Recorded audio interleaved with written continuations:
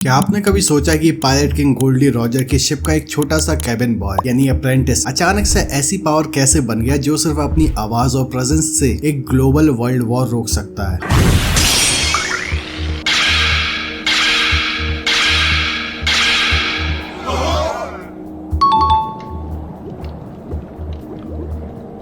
हम सब शैंक्स को जानते हैं। वो एक केयरफ्री दारू पीने वाला चिल कैप्टन है, लूफी का मेंटोर है जिसके फेस पर हमेशा एक स्माइल होती है, लेकिन इस स्माइल के पीछे एक बहुत ही डार्क, कैलकुलेटेड और डीप साइकोलॉजिकल शिफ्ट छुपा है। शैंक्स वन पीस की दुनिया का सबसे बड़ा पैराडॉक्स है, एक ऐसा इंसान जो प्रैक्टिकली दुनिया को जीत सकता है, पर उसने अपनी पूरी जिंदगी इस दुनिया को जैसी है वैसी ही बनाए रखने में लगा दी। सो आज के इस मेगा डीप डाइव में हम डिकोड करेंगे रेड हेयर शैंक्स का टेरिफाइंग साइकोलॉजिकल इवोल्यूशन। कैसे एक रोता हुआ बच्चा दुनिया का सबसे डेंजरस पैसिफिस्ट और गेट कीपर बन गया। अगर आप इस वीडियो को एंड तक देखते हैं तो शैंक्स को देखने का आपका नजरिया हमेशा के लिए बदल जाएगा। सो हेडफोन्स लगाओ, वॉल्यूम बढ़ाओ and let's dive deep into the mind of red hair Shanks. तो शैंक्स को समझने के लिए मैंने इस वीडियो को कुछ चैप्टर्स में डिवाइड किया है। चैप्टर नंबर 1,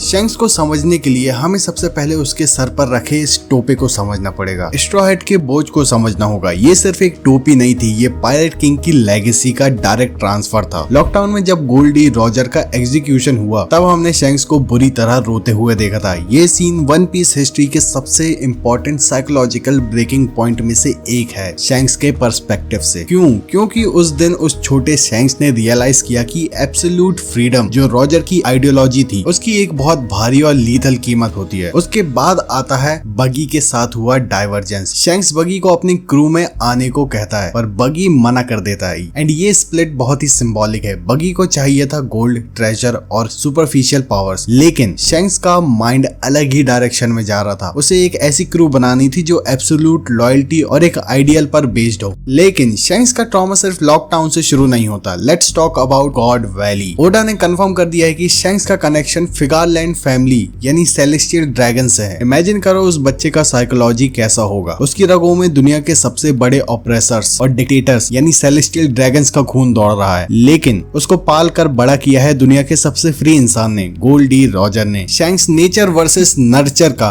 अल्टीमेट कॉम्बिनेशन है। यही कॉन्ट्रडिक्शन शैंक्स को एक कॉन्करर बनने से रोकता है और ये साइकोलॉजी उसको एक बैलेंसर बनाता है। शैंक्स का साइकोलॉजी केओस क्रिएट करना नहीं है जैसा कि दूसरे पायलट्स का होता है, बल्कि उसका साइकोलॉजी है अपने ब्लड लाइन और अपने मेंटोर की आइडियोलॉजी के बीच एक बैलेंस मेंटेन करना है। अभी मैंने थोड़ी देर पहले कहा था शैंक्स एक पैसिफिस्ट और एक गेट कीपर है इस एरा का, और इसका एक सबसे बड़ा सबूत है वानो आर्क। शैंक्स बैटल के लास्ट में वो वहां पे इसलिए गया था क्योंकि वो किसी को भी इंटरफेयर नहीं करने देना चाहता था, और गियर 5 लूफी के बाद उसे कंफर्म हो गया उसने न्यू एरा के लिए एक परफेक्ट कैंडिडेट ढूंढ लिया है, और यहाँ पर बैलेंस बनाने का काम शैंक्स का खत्म होता है। तो अब शैंक्स भी यहाँ पे अब बहुत केओस मचाने वाला है।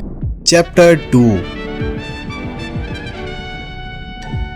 अब आते हैं उस टाइम पर जब शैंक्स विंडमिल विलेज में था। ये वो शैंक्स था जो ट्रांजिशन फेज में था, अपनी क्रू बना रहा था और एक परफेक्ट एंकर ढूंढ रहा था रॉजर की लेगेसी के लिए। और फिर होता है वन पीस हिस्ट्री का सबसे डिबेटेड मोमेंट, शैंक्स का अपना हाथ गंवाना।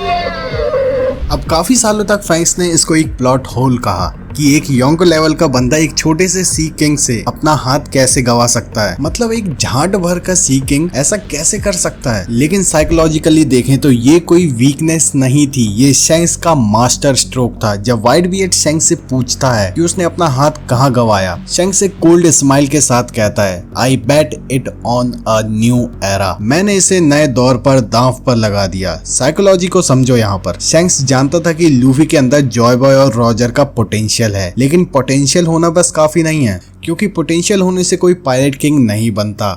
ऐसे तो कई कैंडिडेट्स हैं। शैंक्स के लिए सिर्फ पोटेंशियल होना काफी नहीं था, शैंक्स को इससे कुछ ज्यादा चाहिए था। उसे एक आग, एक ट्रॉमा और एक ऐसी रिस्पॉन्सिबिलिटी चाहिए थी जो उसको कभी रुकने ना दे। अपना हाथ गंवाकर और ये स्ट्रॉ हैट लूफी को देकर शैंक्स ने लूफी को इमोशनली बाइंड कर दिया। ये एक कैलकुलेटेड डाउन पेमेंट था और सबसे बड़ी बात, ये स्ट्रॉ हैट देकर शैंक्स ने खुद को पायरेट किंग बनने की प्रेशर से आजाद कर लिया। उस दिन उसने डिसाइड कर लिया कि वो किंग नहीं बनेगा, वो किंग मेकर और गेट कीपर बनेगा इस न्यू एरा के लिए। चैप्टर 3। 4 में से एक योंको बनने के बाद शैंक्स का माइंड अलग ही लेवल पर ऑपरेट करने लगता है। वो ब्रूट फोर्स से ज्यादा पॉलिटिकल और साइकोलॉजिकल प्रेशर का यूज करता है। इसका सबसे बड़ा प्रूफ है मरीन फोर्ड। जब शैंक्स मरीन फोर्ड आता है, ध्यान देना, वो काइडो या बिग मॉम की तरह हजारों की आर्मी लेकर नहीं आता। वो सिर्फ अपनी एक शिप रेड हेयर फोर्स और अपने कोर कमांडर को लाता है। मतलब तुम देख रहे हो, ये भाई करेक्ट डिप्लोमेटिक डोमिनेंस है। वो वहाँ किसी को मारने नहीं आया था, वो वहाँ वॉर रोकने को आया था। The threat of mutually assured destruction. उसने ब्लैक बियर्ड को चैलेंज किया, मरीन्स को चैलेंज किया और बचे हुए व्हाइट बियर्ड की फ्लीट्स के पायरेट्स को भी। उसने क्लियर मैसेज दिया, अगर किसी और को लड़ना है तो आ जाओ, मेरे से भिड़ लो, हम तुम्हारे ओपोनेंट बनेंगे। और ठीक वहाँ पे सब लोग रुक जाते हैं। क्यों? क्योंकि शैंक्स की रेपुटेशन और उसका प्रेजेंस ही उसकी सबसे बड़ी डेडली वेपन है। और यही रेपुटेशन उसको मैरी जोइस सबसे सेक्रेड रूम तक ले जाती है। एक पायरेट जिसके ऊपर बिलियंस का बाउंटी है, वो गोरोसे के सामने कामली बैठा है, शांति से बैठा है। गोरोसे खुद कहते हैं, तुम हो इसलिए हमने वक्त निकाला। ये दिखाता है कि शैंक्स का अल्टीमेट रोल मीडिएटर का है। वो जानता है कि वर्ल्ड ऑर्डर कितना फ्रेजाइल है। अगर सिस्टम सडनली कोलैप्स हुआ तो वो जो ब्लडशेड होगा वो दुनिया हैंडल नहीं कर पाएगी। क्योंकि वो एक पैसिफिस्ट है, इसलिए नहीं कि वो वीक है, बल्कि इसलिए क्योंकि वो वॉर के हॉरर्स को किसी और से बेहतर जानता है। चैप्टर 4। अगर किसी को लगता है शैंक्स का पेसिमिज्म, उसका पोलाइट नेचर उसको एक सॉफ्ट टारगेट बनाता है, तो ऐसा नहीं है। यूस्टर्स किड ने ये गलती की और अपनी पूरी जिंदगी की कमाई गवा बैठा। यहाँ हमें शैंक्स की साइकोलॉजी का सबसे टेरिफाइंग हिस्सा देखने को मिलता है। क्योंकि तुम्हें विश्वास ना हो, लेकिन शैंक्स की जो ग्रैंड फ्लीट है न्यू वर्ल्ड की सबसे वीक फ्लीट में जानी जाती है। क्यों? क्योंकि उसके अंदर एक स्ट्रॉन्ग डिजायर है कमजोर लोगों को प्रोटेक्ट करने की। वो उनकी ढाल बनता है। जब किड अपना डैम्ड पंग चार्ज कर रहा था इस सीन में, शैंक्स ने अपना एडवांस फ्यूचर साइट यूज किया। उसने देखा कि किड उसके दोस्तों और मासूम लोगों का मैसेकर करने वाला है। उसके एक माइक्रो सेकंड में वो चिल दारू पीने वाला डिप्लोमेट मर गया उसी वक्त उसकी पर्सनैलिटी का, और रॉजर वाला खून खौल उठा। अगर उसके दोस्तों को तुम नुकसान पहुंचाओगे तो तुम्हें कीमत चुकानी पड़ेगी। यहाँ पर शैंक्स ने किड को बात करने का, सरेंडर करने का या फाइट बैक करने का एक सिंगल चांस भी नहीं दिया था। उसने सीधा गोल्डी रॉजर का signature attack Kamusari divine departure use किया और किड पायरेट को हमेशा के लिए ऑब्लिटरेट कर दिया। यहाँ शैंक्स का साइकोलॉजिकल टेकअवे बहुत क्लियर समझ आ रहा होगा। शैंक्स एक्सट्रीम वायलेंस को हेट करता है, लेकिन अगर उसके पीस के रूल किसी ने तोड़े, शांति को भंग किया किसी ने, या उसके दोस्तों पर आंख उठाई, तो वो कोई मर्सी नहीं दिखाएगा। वो मासूमों को बचाने के लिए खुद मॉन्स्टर बनने को और कोई भी पाप करने को तैयार है।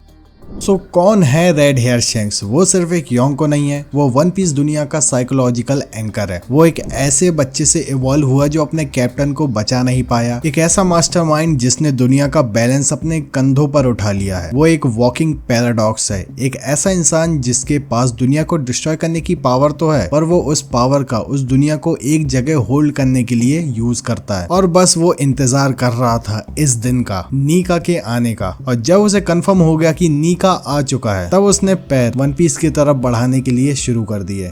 आपको क्या लगता है दोस्तों, जब लूफी और शैंक्स का रियूनियन होगा तो क्या वो एक पीसफुल मीटिंग होगी या वन पीस हिस्ट्री की सबसे इमोशनल और ब्रूटल फाइट होगी? मुझे नीचे कमेंट्स में अपनी थ्योरीज जरूर बताना। अगर ये डीप डाइव आपको पसंद आई तो इस वीडियो को एक लाइक जरूर कर देना और चैनल को सब्सक्राइब करके बेल आइकॉन का बटन दबाना मत भूलना, क्योंकि ऐसी डिटेल वन पीस एनालिसिस में लाता रहूंगा। तब तक के लिए this is daddy Kush signing off. Keep watching anime and stay awesome.